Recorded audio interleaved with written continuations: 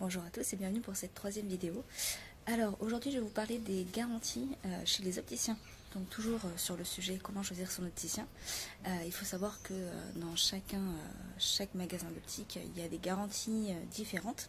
Donc au niveau de la casse des lunettes. Et maintenant vous avez aussi des garanties que vous payez, voilà, et qui va plus vous couvrir que des garanties classiques. Alors les garanties payantes c'est pas nouveau dans l'optique, il y a déjà des réseaux qui le font depuis plusieurs années, mais disons que ça va tendre à se démocratiser chez les opticiens. Et je voulais vous expliquer pourquoi. Donc hier on a fait un point sur la législation. Et je vous ai expliqué que maintenant, hors changement de correction, pour les adultes, on était à une paire tous les 2 ans, toutes mutuelles confondues. Donc, les garanties chez les opticiens, souvent, vont vous couvrir pour la casse, vont vous couvrir à la limite, enfin voilà, si pour un changement de monture, si elle ne vous plaît pas. Donc par exemple, dans notre magasin, voilà, vous avez une garantie d'1 mois pour changer de monture et vous avez 2 ans de garantie casse. Donc dans le cas des garanties adaptation aussi, je pense que tous les opticiens le font. Donc ça c'est vraiment si vous ne vous adaptez pas à vos verres, il ne faut pas rester comme ça. D'ailleurs je pense qu'on en reparlera. Mais il y a beaucoup de personnes qui ne sont pas à l'aise avec leurs verres, qui ne s'adaptent pas, mais qui ne retournent pas voir leur opticien. Donc ça n'a pas d'intérêt, on est là pour ça quand même, pour vous aider à vous adapter à vos verres. Donc au niveau des garanties casse, voilà, même si vous avez une franchise, dans la plupart des cas, vos lunettes sont garanties pour la casse, des fois même pour les rayures. Ça dépend des opticiens, mais oui, il y a beaucoup d'opticiens qui font passer les rayures pour de la casse auprès des fournisseurs pour pouvoir vous dépanner. Donc ça c'est pour la casse. Voilà.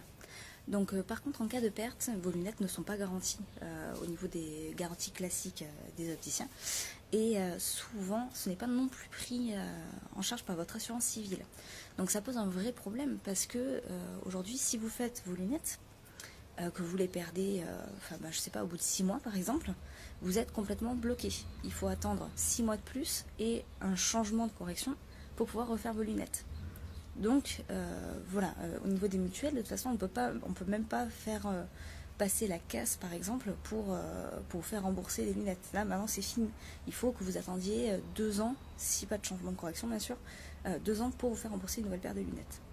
Donc là ça crée un réel problème parce qu'on se retrouve avec des personnes à qui on vole des lunettes ou qui perdent leurs lunettes, qui font pas les démarches, voilà, si c'est une déclaration de vol, il faut porter plainte, tout ça, ils font pas ces démarches là et ils se retrouvent à devoir payer de leur poche les lunettes. Donc du coup, pourquoi je vous parle de ça, c'est que vous allez être étonné d'avoir de plus en plus d'opticiens qui vont vous proposer des garanties complémentaires, des garanties payantes, qui vont couvrir ce type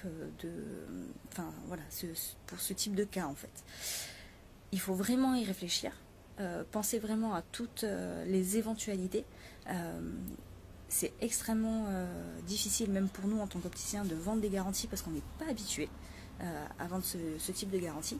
Ça peut être intéressant si le fonctionnement n'est pas comme une assurance classique et si effectivement, dans notre cas, je travaille pour un grand réseau, dans notre cas, si vous n'utilisez pas la garantie, on vous rend l'investissement sur les 2 ans en avoir en fait, en bon d'achat pour vos futures lunettes.